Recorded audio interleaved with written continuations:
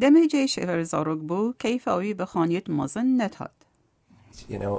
منو خوشگاخوا هر هفته جاره که خانی خواه پاکش دکیر کو 4000 متر چارگوشه بو.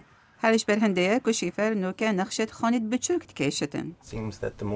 اندی من پتر تشت بنده پتر کار کم کو اوجید بیتا اگر کو خوشی به جیان خانه بم جبرهنده تشت کو من پیدوی پی نبو من جخوا بکرن و بتنه تشت کو پیدوی پی هبو من دلخواست کن من هلان.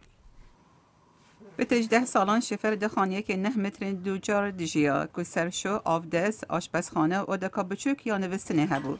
شفر دبیجت دمی وی و هفجینا خو مارتی جیانا خود دگل ایک دست بکری و دا خواست کرد که وان خانیه که مازنتر هبید. خانی وان لسال 1955 را مازنتر باش خانی شفری ایک آوا کری. لدگل هنده خانی وان هشتا 5 را بچوکترش خانیت عادتی لامریکا. مارتی دبیجت رنگش مالخوی خود بخوازد نقش خانیه که بچکتر بوان بکشد. او ده و آشپزخانه دپی چکت فرق بن. لسرانسر امریکا پتر جسیسات کسان خانیت خود بچکتر کرینه او جلدیف نقشت بچک و شیفر کشابون. بهای خانی بتنه اتکت انیزی که $5,000 که 5 ایکیا بهای خانی عادتیه لامریکا.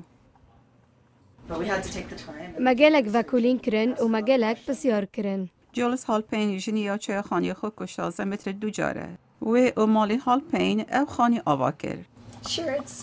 هل بد گلک بچوکه کتوی عصابیت لدل ما یپه خوشم. ایکتیا کمپانیت آوا کرنا خانیان یا نشتیمانی رادگهینید کل سال 2009 خانی چه سالت بری هنگید بچوکتر بون و رنگ لسالت بین بچوکتری جیلی بین. افراپورتش بشکا کردی دنگ امریکا هاته بلاف کرد.